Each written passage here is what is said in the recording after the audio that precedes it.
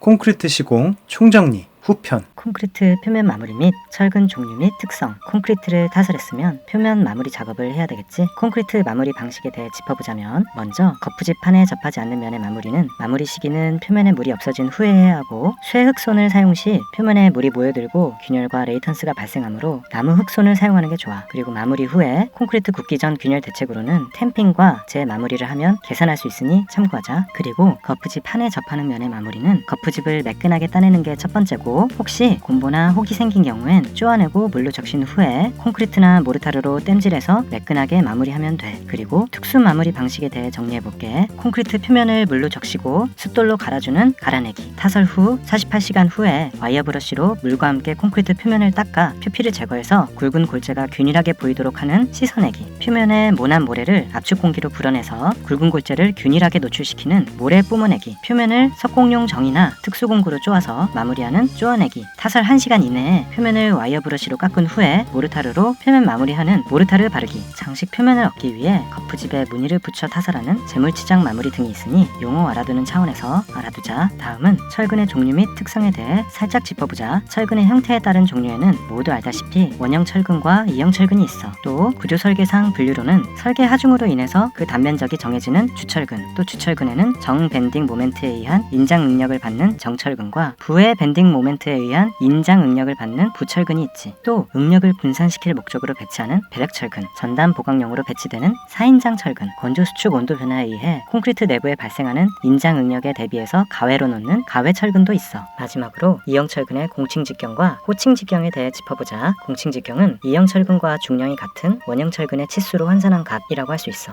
이형 철근에는 리브와 마디가 있는데, 이 중량을 본체의 중량과 합해서 원형 철근으로 만들었다, 이렇게 가정했을 때 갖는 원형 철근의 직경을 말해. 또 호칭 직경은 이형 철근의 규격별 호칭을 말하는데, 공칭 직경과 가까운 정수를 사용해서 만든 거야. 예를 들어 호칭 직경 D13의 공칭 직경은 12.7mm고 호칭 직경 D25의 공칭 직경은 25.4mm, 이런 식이지. 철근 시공 계획 및 철근 가공. 오늘부터 본격적으로 철근 시공에 관한 파트를 시작해볼게. 철근 시공 계획할 때 시공자가 검토해야 할 사항이 뭘까? 먼저 주요 도면을 검토해야 되겠지. 도면과 시방서를 정독하고 수량도 산출해야 되겠지. 그리고 샵 드로잉이라고 하는 철근 시공도도 작성해야 돼. 설계 철근도를 바탕으로 철근 가공과 배근 상세, 보강 등에 대한 정보가 추가된 도면을 작성하는 거지. 이 철근 시공도에는 철근 조립 방법, 철근의 형상과 치수, 이음의 위치와 방향, 철근 피복 두께 등의 항목이 들어가는 거 알아두자. 그 다음엔 철근 시공업자와 협의를 해야 되겠지. 협의사항은 철근 작업에 대한 공기와 운반이나 소운반의 범위, 가공 절단기계 지급 여부, 작업장의 넓이나 위치, 현장 가공인지 공장 가공인지, 가스 압적기 준비 또는 지급사항 등을 협의해야 되겠지. 그 다음 철근 재료를 발주하고 또 인수한 후에 시공도와 시방서에 따라 배근 및 조립을 실시하면 돼. 이때 피복 두께, 이음의 위치와 길이가 잘 준수되고 있는지 늘 확인하는 것도 엔지니어의 몫이야. 자, 다음은 철근의 가공에 관한 사항에 대해서 얘기해볼게. 과거에는 철근 가공이 대부분 현장에서 이루어졌었어. 기계 작업보다 인건비가 쌌고 가공 철근의 운반도 힘들었기 때문에. 하지만 최근에는 인건비도 많이 올랐고 3D 기피 현상으로 공장 생산, 현장 설치 작업으로 전환되고 있어. 이제 철근의 표준 갈고리 분류에 대해서 짚어볼게. 주철근에는 180도와 90도 표준 갈고리가 있고, 스트럽 철근 및 띠철근에는 90도 표준 갈고리와 135도 표준 갈고리가 있어. 마지막으로 가공 및 구부리기를 할 때 특별한 지시가 없는 한 가열 가공 및 구부리기는 금지해야 돼. 반드시 상온에서 가공과 구부리기를 실시하자. 철근의 배치와 이음. 이제 철근을 가공했으면 배치하고 이어야지. 먼저 철근 배치 시 순 간격 제한 사항에 대해서 짚어보자. 동일 평면에서 평행하는 철근 사이에 순 간격은 25mm 이상이거나 철근 공칭지름 이상이어야 되고,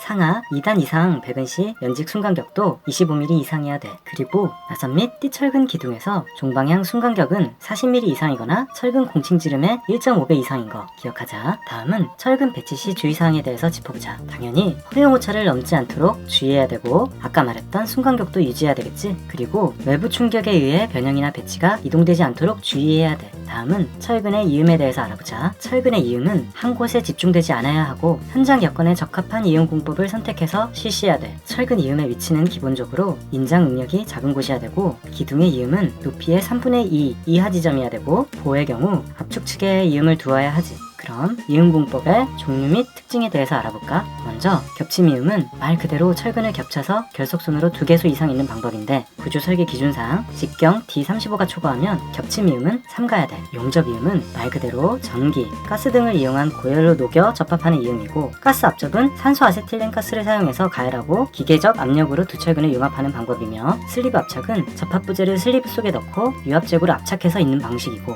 슬리브 충진은 슬리브 속에 철근을 넣고 슬리브 구멍 안으로 용융 금속 또는 몰타르 등을 주입해서 있는 방식이며 나사이음은 철근에 나사홈을 만들어서 조여서 있는 방식이고 캐드 웰딩이라는 건 철근에 슬리브를 끼우고 순간적으로 폭발시켜서 있는 방식이야. 그럼 이제 철근 이음 시 주의사항에 대해서 알아보자. 이음 길이의 허용 오차는 10% 이내여야 되고 후크는 이음 길이에 포함하지 않아. 그리고 같은 축에서 계속 철근 이음을 두면 안 되고 엇갈려서 이어야 되며 또 배치된 철근은 철근 축의 직각면에 1.5도 이내의 오차를 갖는 평탄한 면이어야 되고 조립 후의 오차도 3도 이내여야 돼. 철근의 정착과 부착, 철근을 배치하고 이었으면 이제 그 철근이 콘크리트와 분리가 되지 않도록 정착 길이를 확보해야 되겠지. 철근의 정착 길이란 설계 단면에 있어서 철근 응력을 전달하기 위해 필요한 철근의 매립 길이를 말하고 부착이란 콘크리트와 철근의 경계면에서 활동에 저항하는 것을 말해. 정착 방법에는 매입 길이에 대한 방법과 갈고리에 의한 방법이 있는데 지금부터 각각의 방법에 대해 알아보자. 먼저 매입 길이에 의한 방법이야. 매입 길이는 기본 정착 길이의 보정 개수를 곱해서 구해지는데 곱해지는 보정 개수의 산정 기준에 대해서만 언급할게. 인장 2형 철근 및 2형 철선에 대한 매입 기본 정착 길이는 다음의 식과 같아. 이곳에 철근 백은 위치, 에폭시 도막 개수, 경량 콘크리트 개수를 반영한 보정 개수를 곱해서 정착 길이를 산정하지. 또 이건 압축 2형 철근에 대한 매입 기본 정착 길이에 대한 식이고 보정 개수는 요구되는 철근량의 초과 배치 사항 등을 반영해서 보정하면 돼. 갈고리에 의한 방법은 다음의 식으로 기본 정착 길이를 산정하고 철근의 설계 기준 항복 강도, 콘크리트 피복 두께, 띠철근 및 스트럽, 경량 콘크리트, 에폭시, 도막 갈고리 등을 반영한 보정 개수를 곱해서 정착 길이를 도출한다는 거 알아두자. 보정 개수는 다른 것도 외울 게 많은데 이것도 외워야 하나 싶어서 뺐어. 보정 개수에 영향을 미치는 요소만 알고 가자. 그럼 각 철근의 정착 위치에 대해서 알아볼까? 먼저 기둥의 주근은 기초에 정착시키고 벽의 주근은 보나 바닥판, 기둥에 정착시키며 지중보의 주근은 기초 및 기둥에 정착시키고 작은 보의 주근은 큰 보에 그리고 보 주근은 기둥에 바닥 철근은 보와 벽체에 정착시키면 돼. 정착 시 유의할 사항으로는 철근의 정착 길이 허용 오차는 계산 길이의 10% 이내로 해야 되고 후크는 정착 길이에 포함되지 않아야 하며 중심선으로부터 외측에 정착시키는 것이 원칙이야. 그럼 철근의 부착에 대해서도 간단히 알아볼까? 부착의 종류는 흰 부착과 정착 부착이 있어. 그리고 부착 작용, 부착은 3가지 작용으로 이루어지는데 시멘트 풀과 철근 표면의 부착을 교착 작용, 콘크리트와 철근 표면의 부착을 마찰 작용, 그리고 이형 철근의 요철의 맞물림으로 생기는 부착을 기계적 작용이라고 해.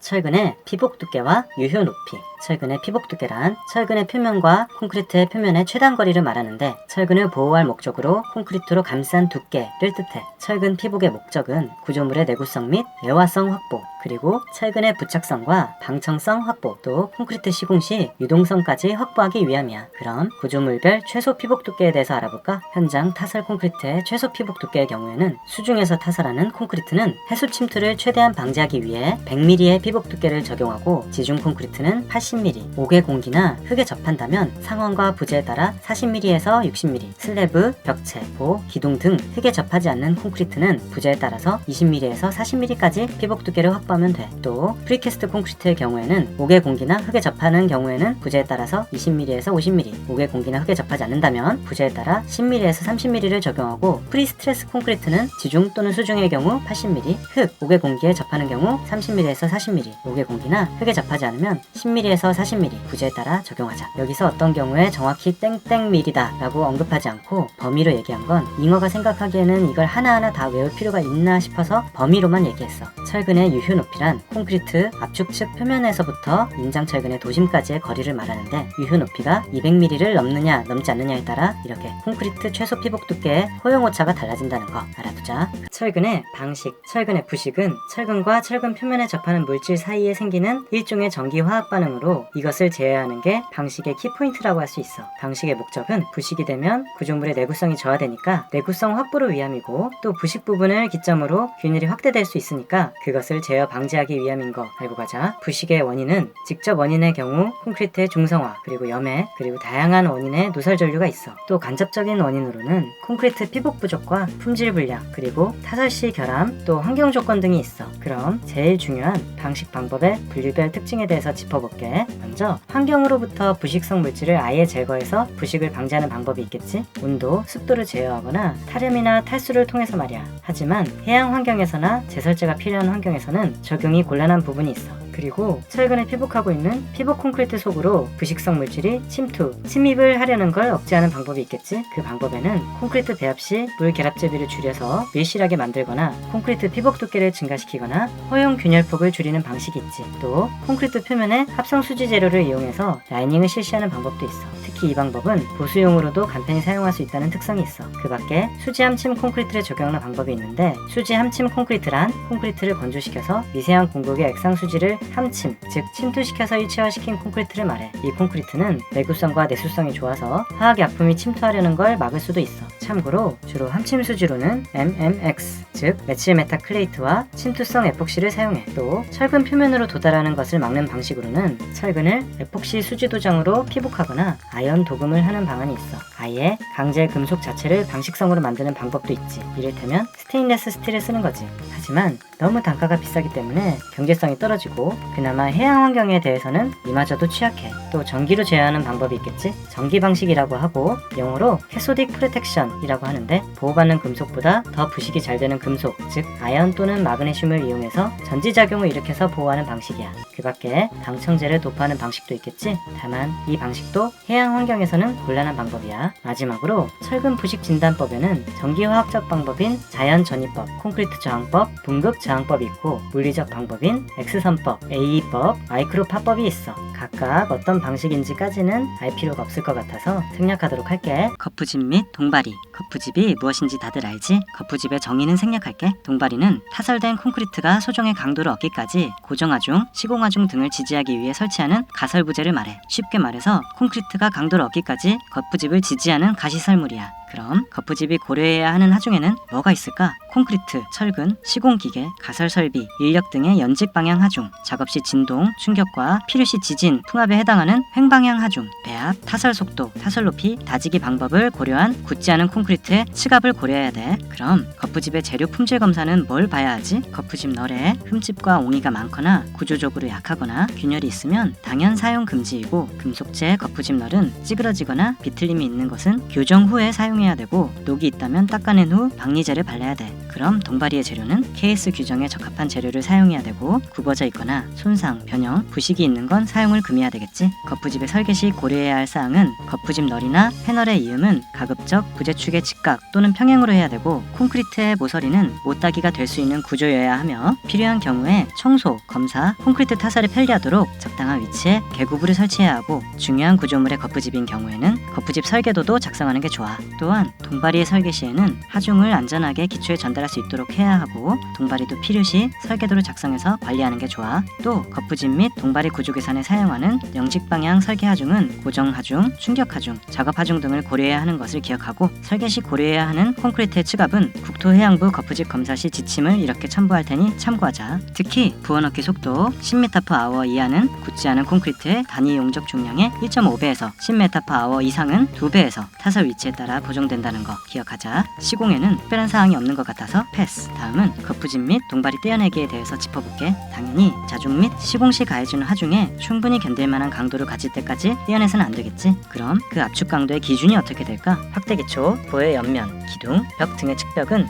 압축 강도가 5.0MPa 이상이 될 때 떼어내야 하고, 슬래브 및 보의 밑면, 아치 내면의 경우에는 설계 기준 강도의 3분의 2 이상이 될 때까지 떼어내서는 안 돼. 다만 거푸집 존치 기간 중 온도가 10도 이상의 경우 이 표의 재령이 지나면 압축 강도 시험을 하지 않고도 해체가 가능해. 마지막으로 시스템 동바리에 대해 짚어보자. 시스템 동바리란 수직재, 수평재, 경사재를 일체화시켜서 간편하게 작용 하중을 지지할 수 있게 만든 가설 구조물을 말해. 시스템 동바리 설계 시 검토 사항은 적용 하중의 수평력을 고려해야 되고, 하중 성능 값은 세이프티 팩터 2.5를 적용해야 돼. 1톤을 지지해야 한다고 하면 설계상 2.5톤까지 지지 가능해야 한다는 거지. 또 기초 지반의 지지력도 검토해야 돼. 그리고 시공시 검토 사항에는 편심 작용이 되고 있는지 확인해야 되고 쐐기 설치 여부도 꼼꼼히 체크해야 되며 특히 연결핀, 링 등 연결부가 시공이 잘 되었는지 철저히 확인해야 돼. 대형 거푸집 공법. 대형 거푸집이란 단면이 같고 반복성이 요구되는 공사에서 거푸집 널, 장선, 멍해를 일치화시켜서 대형화시킨 거푸집을 말해. 대형 거푸집의 목적은 공기 단축, 자원 절약, 공정 관리를 위함이라고 생각하면 될 것 같아. 대형 거푸집의 분류와 계략 특징을 알아보자면 가설 비계 공사를 생략할 수 있고 거푸집을 시스템화시킬 수 있으나 제작 기간이 길고 기능공의 숙련이 필요한 갱폼, 거푸집의 장선, 멍해, 동바리를 유닛화해서 수평 수직 이동할 수 있도록 한 대형 바닥판 거푸집 공법인 플라잉폼, 갱폼에 거푸집 설치를 위한 비계틀과 기타 설된 마감 작업용 비계를 일체로 조립 제작하여 사용하는 클라이밍 폼, 단면이 일정하고 상당한 높이의 구조물에 대해 거푸집을 상부로 이동시키면서 연속적으로 타설하여 구체를 형성하는 슬라이딩 폼, 단면 변화가 있는 구조물의 연속 콘크리트 타설 공법인 슬립폼.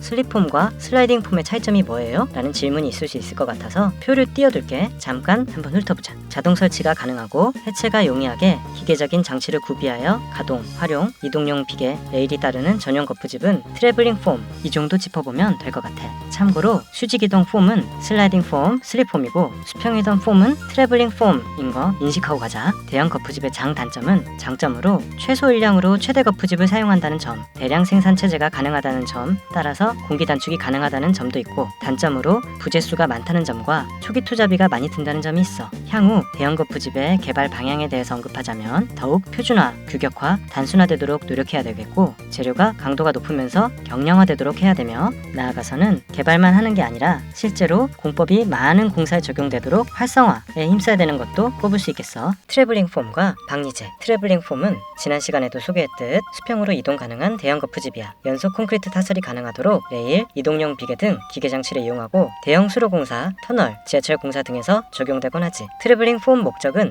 공기 단축, 자원 절약, 시공의 정밀화, 그리고 성력화야. 여기서 성력화란 작업의 능률을 위해 작업을 최대한 기계화하고 사람의 노동에 의한 작업을 최소화하는 것을 말해. 트래블링 폼의 장점은 최소한의 일량으로 최대한의 거푸집을 사용할 수 있어서 효율적이고 기술자의 숙련도를 요하지 않으며 또 연속 시공이 가능하기 때문에 공기도 단축시킬 수 있고 대량 생산이 가능하지. 단점으로는 기계 설비이기 때문에 초기 투자비가 많이 든다는 점이야. 또 사용되는 장치에 따라 트래블링 폼을 분류해보자면 이동 기계를 따라서 레일 방식, 캐스터 방식, 무궤도 방식이 있고 이동 동력에 따라서는 수동식, 동력 견인 방식이 있으며 거푸집 착탈 방식에 따라 기계잭, 유압잭, 롤러 방식이 있어. 다음은 방리제에 대해 알아보자. 방리제는 거푸집과 콘크리트의 부착을 감소시켜서 타령을 쉽게 하기 위해 도포하는 재료야. 방리제의 사용 목적은 우선 사용 시 거푸집의 타령에 용이하고 깔끔하게 타령할 수 있으니 거푸집에 손상이 없어서 전용 횟수를 증가시킬 수 있으며 콘크리트의 경화 불량을 방지할 수 있고 수분 흡수 방지 및 방청 효과도 있어. 방리제의 요구 성능은 목재 거푸집의 경우에는 재료에 흡수되지 않아야 하고 따라서 그에 따른 거푸집 치수 변화가 있어서는 안 되며 마감 공사에 영향을 주지 않아야 하고 금속재 거푸집의 경우 방청 효과가 있어야 하며 내알칼리성과 피막성이 높아야 돼. 방리제 종류에는 파라핀계와 광물 유계, 합성 수지계가 있다는 정도만 추가로 알아두자. 그럼 오늘은 이만 끝.